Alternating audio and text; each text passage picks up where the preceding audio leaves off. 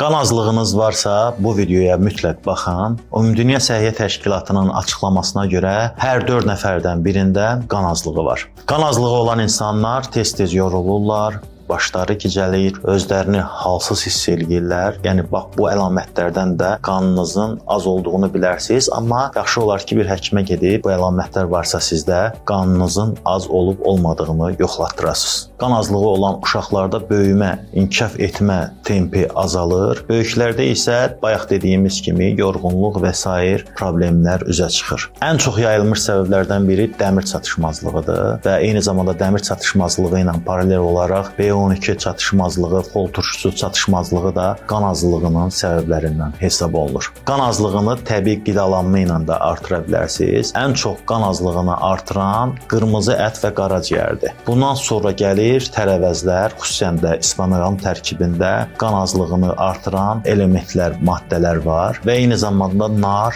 çuğundur və quru meyvələr də qan artımına səbəb ola bilər. Düzdür, qidalarla qanı artıra bilərik, amma bəzən bu kifayət etmir. Buna görə də bəzən dərman vasitələri də məsləhət görülür. Trimetavit bu mənada ən çox tövsiyə olunandır. Uşaqlarda və böyüklərdə qida qəbulunu artırır, tərkibindəki B vitamini sayəsində də sinirləri qoruyur, həm də iştahınızı artırır ki, siz vaxtı-vaxtında kifayət qədər qida qəbul eləyəsiniz. Tərkibindəki sproheptadin maddəsi uşaqlarda və böyüklərdə iştahı artırır. Həkim və əczaçıların tövsiyəsi ilə əksər apteklərdən əldə edə bilərsiniz. Şərbət formasındadır, yeməkdən yarım saat əvvəl qəbul olunmalıdır.